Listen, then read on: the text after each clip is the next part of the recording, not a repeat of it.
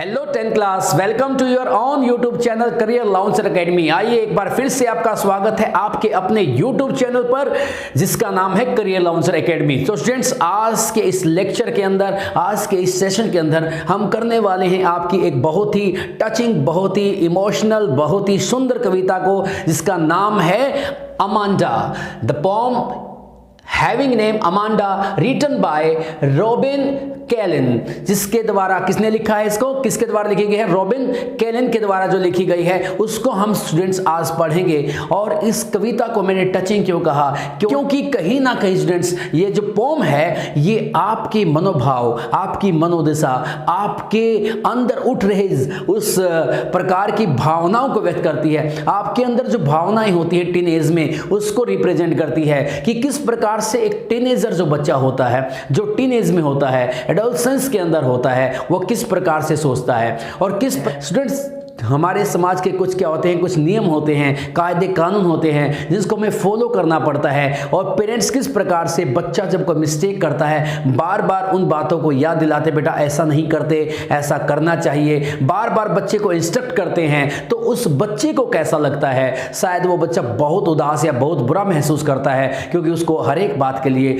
टोका जाता है। तो उस बच्चे को कई बार ऐसा लगता है कि मेरी जो स्वतंत्रता है उसको क्या किया जा रहा है, कर्टेल काटा जा रहा है, कम किया जा रहा है। मुझे इस स्वतंत्रता मिलनी चाहिए, मुझे ऐसा नहीं कहा जाना चाहिए, मुझे जो चाहूं मैं वो करने के लिए क्या है, मुझे मौका मिलना चाहिए, फ्रीडम मिलनी चाहिए। तो students, we are going to discuss all these things through this poem, because इस पोम के अंदर भी एक लड़की है जिसका नाम क्या, अमांडा, और हमारे इस कविता का नाम भी अमांडा है। और there is a girl whose name is Amanda that has been instructed again and again by her mother, जहां पर जो इस कविता के अंदर बार बार अपनी माँ से क्या उसको इंस्ट्रक्शन मिलती हैं। और वो लड़की, जब आपको इस कविता की एक सुंदरता देखिएगा क्या है कि जो भी हमारे माँ के द्वारा बातें कहेगी, mother has said something to the girl has been written in this poem, and what the girls think कि उसको क्या होना चाहिए, कैसा होना चाहिए, वो सभी बातें, उसके मनोभाव को लिखा गया है ब्रैकेट के अंदर।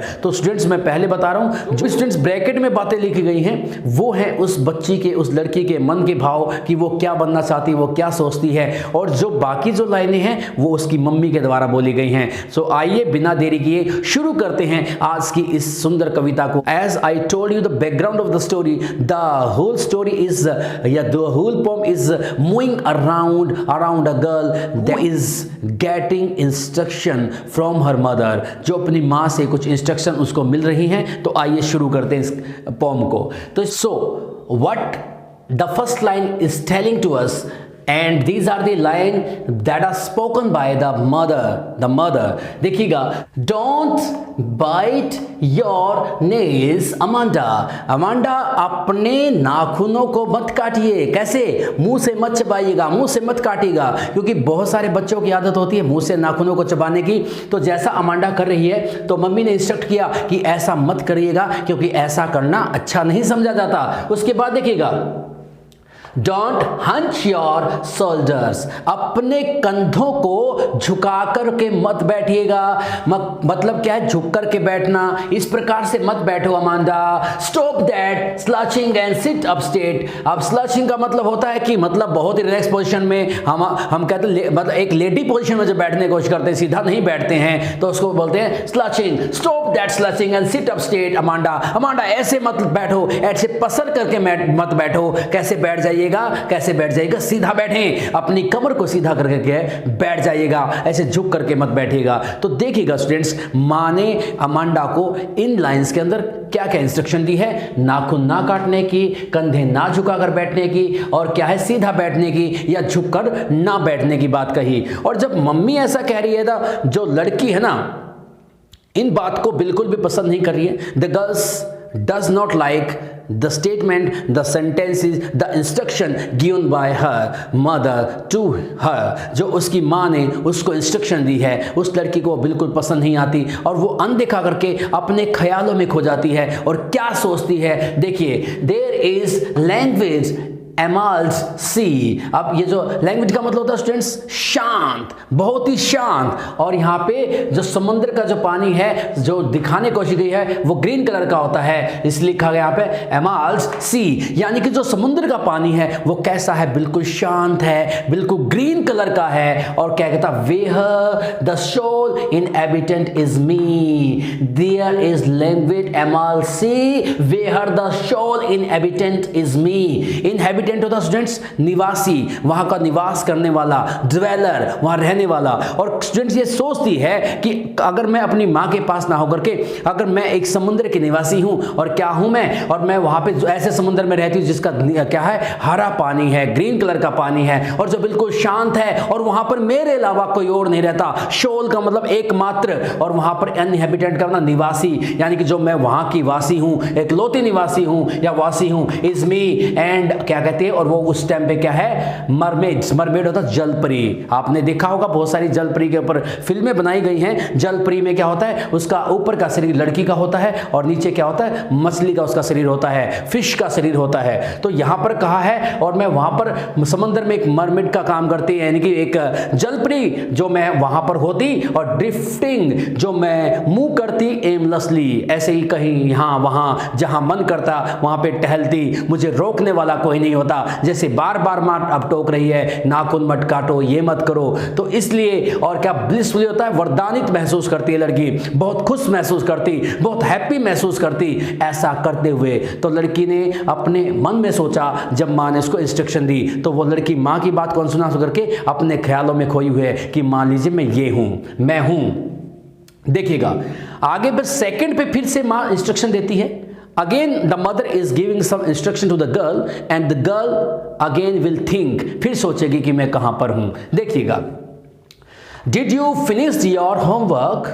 अमांडा, क्या आपने, क्वेश्चनिंगली, अब की बार क्वेश्चन मार्क है, और पहले हमारा कौन सा मार्क्स हमने यहां पे यूज किया था, इसको बोलते हैं साइन ऑफ एक्सक्लेमेशन, हैरानी के साथ बात थी। अब क्वेश्चन पूछ रही है मां बेटी से कि मैंने तुम्हें कहा था, क्या तुमने अपना होमवर्क किया? अमांडा, क्या तुमने अपना होमवर्क कर लिया?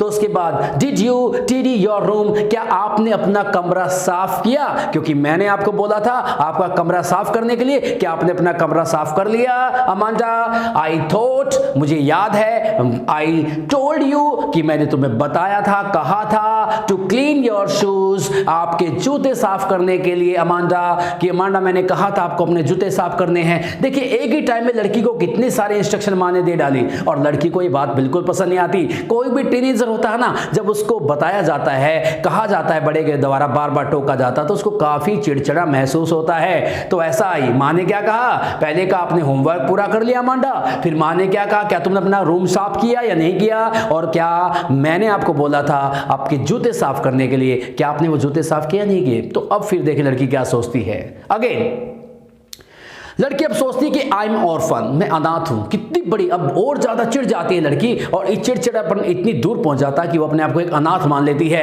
कि आई एम एन ऑर्फन, मैं एक अनाथ हूं। और रोमिंग द स्ट्रीट, वो कल्पनाओं में क्या कहती है कि मैं एक अनाथ हूं। और क्या रोम होता है, मतलब किसी बिना उद्देश्य के यहां वहां घूमना। तो वो लड़की क्या कर रही है, ऐसे ही बिना डायरेक्शन के, बिना उद्देश्य के क्या है, घूम रही है गली के अंदर। I petal soft dust with my hearse, और क्या करी है, और क्या करी, जो रेत के ऊपर घूम रही है गलियों में, रेतीली गलियों में जहां घूम रही है, तो रेत के ऊपर अपने शांत पैरों से क्या बना रही है, बेयर, बेयर माने नंगे, और फिट माने पैर, नंगे पैरों से क्या बना रही, पैटर्न, कुछ आकृतियां बना रही है, पैरों को रेत के ऊपर चलाते हुए कुछ आकृतियां वहां पर बना रही है। तो उसके बाद कहता है द साइलेंस इज गोल्डन, वो कहती है, और जो वहां पर अकेले किसी की बिना रोक टोक के घूमते हुए, एक अनाथ बच्चे के रूप में घूमते हुए जो इसको शांति मिलती है, वो बहुत सुनहरी है, बहुत ही सुनहरी है, गोल्डन है। और आगे क्या कहा गया है, एंड द फ्रीडम स्वीट, और जो इसको स्वतंत्रता मिली एक अनाथ बच्चे के रूप में, वो बहुत ही मधुर है, बहुत ही शानदार है, क्योंकि इसको कोई रोकने और टोकने वाला नहीं है। These are the imagination, these are the thoughts, ये कह सकते विचार हैं, मनोभाव हैं उस लड़की के। कौन सी लड़की के, अमांडा के, जिसको उसकी मां के द्वारा बार बार इंस्ट्रक्शन दी जा रही हैं। तो बढ़ते हैं आगे, पोम के अंदर क्या कहा गया है। थर्ड स्टेंजा में देखिए students, don't eat that chocolate Amanda. Amanda, Amanda उस चॉकलेट को मत खाओ, मत खाओ चॉकलेट को। व्हाट, रिमेंबर, याद करो, याद रखो, योर एक्ने। एक्ने होता है स्टूडेंट्स मुहासे, जो खासकर टीनेज में हो जाते हैं, छोटे छोटे मुहासे हो जाते हैं, लड़कों को भी हो जाते हैं, लड़कियों को भी हो जाते हैं। तो मम्मी कहती है चॉकलेट मत खाओ, और याद रखो क्योंकि शायद चॉकलेट खाने से उसको क्या हो जाते हैं, एक्ने हो जाते हैं, मुहासे हो जाते हैं। तो उनको याद रखो। Will you please look at me, क्या तुम कृपया मेरी तरफ देखोगे? क्या, when I am speaking to you, जब मैं आपसे बात कर रही हूं, तो why are you not trying to contact, या why you are not looking towards me, आप मेरी तरफ क्यों नहीं देख रहे हैं? Why are not making eye contact with me, तुम मेरे साथ आई कांटेक्ट क्यों नहीं कर रही हैं? जब मैं आपसे बात कर रही हूं तो प्लीज क्या आप मेरी तरफ देखोगे? अमांडा, उसके बाद लड़की फिर से सोचती है, अगेन सी इमेजिन, एक बार फिर से कल्पना करती है, आई एम, यहाँ पे रिपेंजल, आई एम रिपेंजल। अब स्टूडेंट यहाँ पे एक स्टोरी है थोड़ी सी, मैं थोड़ा बता देता हूँ, वैसे अगर ज़्यादा डिटेल में बताऊंगा तो थोड़ा सा टाइम लग जाएगा। ये एक हमारी जर्मन, हमारी जो कह सकते हैं ये फेरी टेल होती है, हमारी परियों की कहानी होती है, वहाँ से ये बात, यहाँ से ये कैरेक्टर उठाया गया है। रिपेंजल क्या होता है? रिपेंजल क्या होता है स्टूडेंट्स? रिपेंजल एक परी का नाम है, जिसको क्या कहा जाता है, जो एक टावर के अंदर रहती है, जिसके क्या है, बहुत ही सुनहरी और बहुत लंबे बाल हैं, बहुत ही क्या है, लंबे बाल हैं, जिसके बालों के मतलब द्वारा ही, मतलब क्या, वो बाल अपने नीचे लटका देती, जिसे एक राजकुमार उन बालों के सहारे ऊपर जाता है और उससे हर रोज मिलने आता है। फिर उसको एक क्या है, जो चुड़ैल होती है, विच होती है, उसके द्वारा उसको क्या कर लिया जाता है, वहां पर कैद कर लिया जाता है, और जो चुड़ैल जो है अब उसके बालों के सहारे टावर पे ऊपर चढ़ती है। तो ये कहानी इस प्रकार से वहां से उठाई गई है कि ये लड़की कहती है कि मैं एक क्या हूं, मैं अब क्या हूं, अब मैं हूं रिपेंजल। तो अब ये है, तो आप अगर इसको देखना चाहिए तो YouTube पे जाके थोड़ा सा सर्च कर सकते हैं इस कहानी के बारे, काफी इंटरेस्टिंग है, आपको पता चल जाएगा सब कुछ।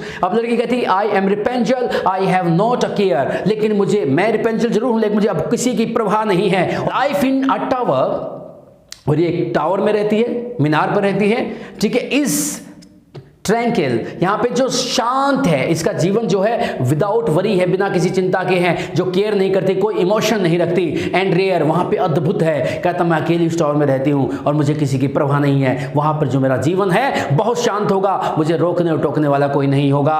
आई certainly never let down my bright hair, जिस प्रकार रिपेंजल ने अपने बालों को नीचे लटकाया था, जिससे चुड़ैल ऊपर चाहती थी और या उसका जो लवर है वो ऊपर आता था, लेकिन मैं ऐसा नहीं करूंगी, मैं अपने बालों को कभी क्या नीचे न लटकाऊंगी। अर्थात I don't want to disturb anyone and I don't want to get disturbed by anyone। ना तो मैं किसी को डिस्टर्ब करना चाहती हूं और ना ही मैं ये चाहती हूं कि कोई मुझे डिस्टर्ब करे। तो इसलिए मैं अपने जो लंबे बाल हैं, ब्राइट कलर के जो हैं, उनको कभी टावर से नीचे नहीं लटकाऊंगी, और वो बहुत लंबे होंगे ताकि उस पे से कोई आ सके। तो मेरे पास जब कोई नहीं आएगा तो आई फील, कैसा महसूस करूंगी, बहुत शांत, और बहुत अकेला महसूस नहीं करूंगी, बल्कि बहुत शांत और मतलब अपनी लाइफ की फ्रीडम क्या करूंगी, महसूस करूंगी। आगे देखिएगा, फोर्थ में क्या कहा student, stop that sulking at once. Sulking होता है नाराज हो जाना, यानी कि किसी से उदास हो जाना।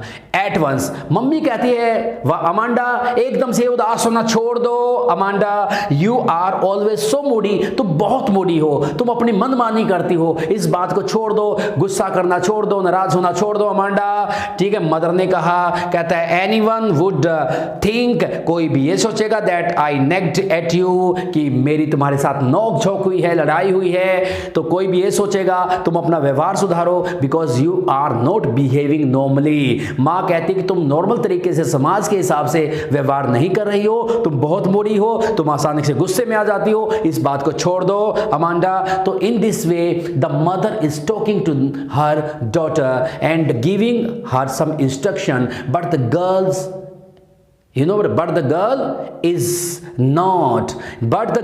does not like these kind of instruction। लेकिन लड़की क्या है, इस प्रकार की इंस्ट्रक्शन को बिल्कुल भी क्या पसंद नहीं करती। तो आप इस प्रकार से स्टूडेंट्स समझ सकते हैं कि यहां पर इस कविता के अंदर, इस पोम के अंदर, बहुत ही सुंदर कविता के अंदर एक टीनेजर के भाव को व्यक्त किया गया है। और खासकर जब उसको बार बार उसके एल्डर्स के द्वारा, मम्मी के द्वारा, पापा के द्वारा टोका जाता है, रोका जाता है, या समाज के जो व्यवहार है, शिष्टाचार है, उनको करने के लिए कहा जाता है, तो उस बच्चे को कैसा लगता है? All these things have been told in this poem by the poet and that's why you can say that it is a representation of you. ये आपके मनोभाव की दशा है, आपके मन की इच्छाएं हैं जो आप समझते हैं। तो कितने अच्छे तरीके से कवि ने एक टीनेजर की भावनाओं को व्यक्त करने की कोशिश की है, ताकि पेरेंट्स समझ सकें कि बच्चा क्या सोचता है, और उसको बार बार इंस्ट्रक्शन देने की बजाय उसको बड़े प्यार से समझाया जाए, डांटने की बजाय प्यार से समझाया जाए। तो स्टूडेंट्स, उम्मीद करता हूं कि आज की ये पोम आपको समझ में आई होगी,